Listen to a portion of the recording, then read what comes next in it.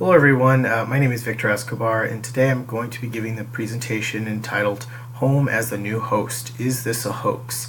One of the interesting quotes that I came across in my research was, "Re-entry shock is when you feel like you're wearing contact lenses in the wrong eyes.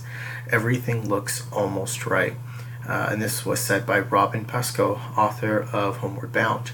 So I'm going to be presenting today on re-entry, or this idea, this concept of reverse culture shock. We know and we understand that when we travel to new and foreign places, we experience to some degree a shock, a culture shock. And that is because we experience things that we haven't experienced before, certain customs, traditions, sets of norms, beliefs, and a big one, language, right? Food, what is considered right or wrong, and ways and styles of communicating, whether verbally, right, or maybe with facial expressions or posture, or basically without even using words, we communicate.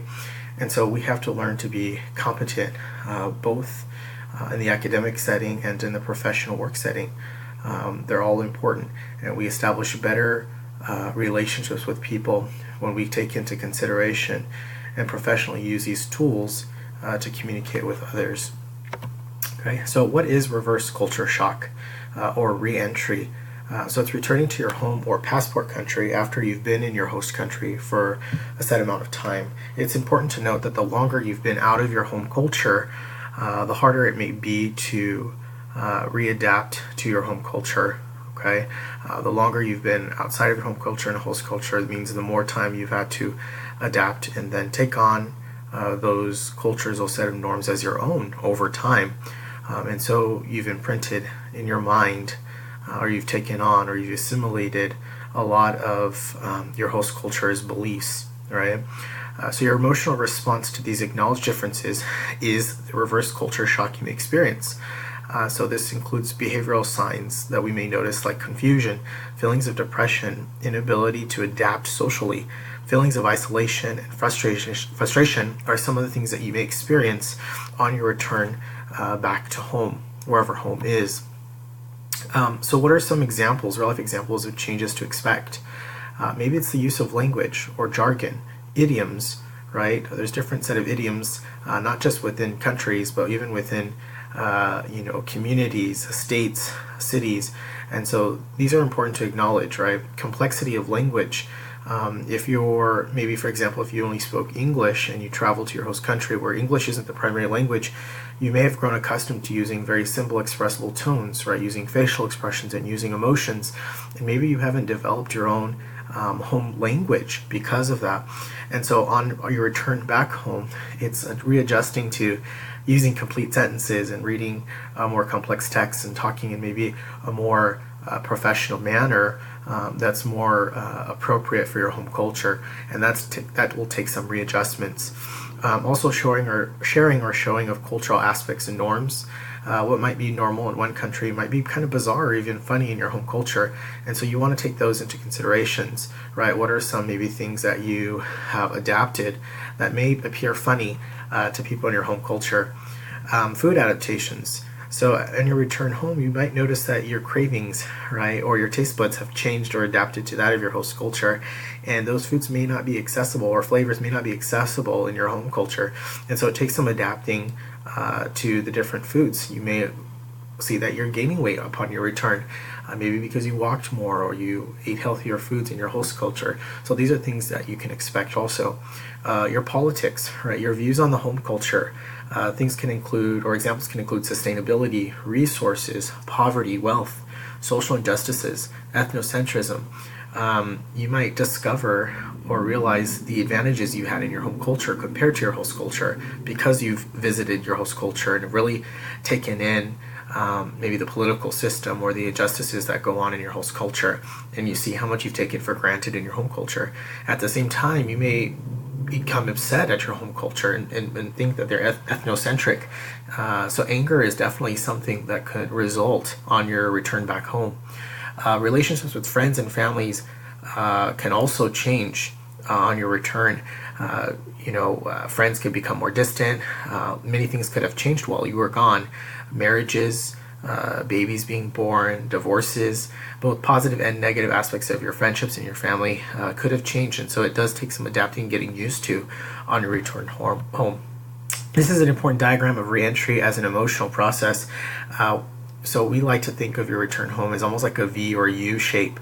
Just like it took some time and it was a process to get accustomed to your host culture, it is also the same way when you return back home, or when you re-enter as an expatriate back home or repatriate back home.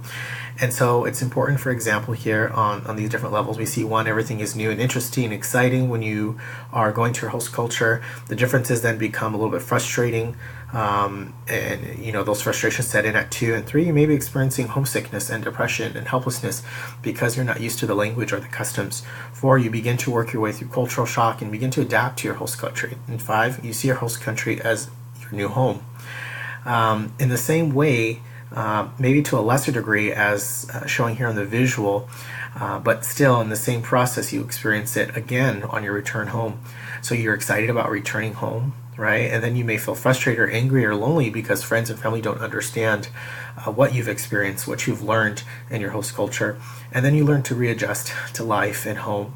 And then hopefully at the last step, you reintegrate into your home culture, right? And you're able to bring those things that you've learned in your host culture to your home culture and to your friends and family. That's basically the apex of the process here.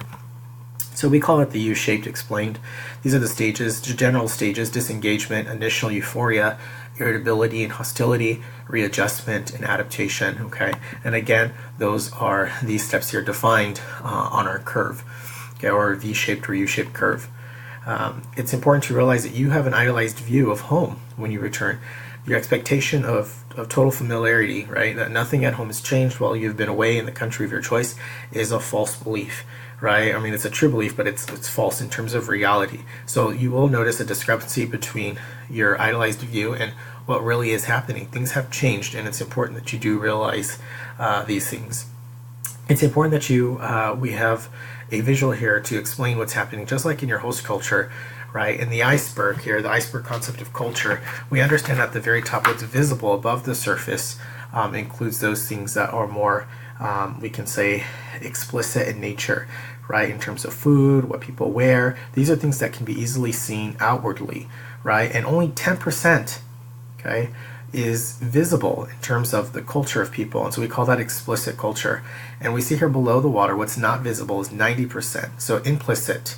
Okay, and when you return home, you may have to re-evaluate this iceberg and understand that what's under the water, what's above the water, may have changed in your home culture, right? Just like we've adapted to host culture, it's important that you take this visualization with you back to your home culture, right? Again, 90% is implicit culture underneath the water, what's not seen, and 10% is visible, right? Only 10% is visible, and these include, above the water, these include behaviors, as opposed to underneath the water, what's not visible. It includes values, beliefs, norms.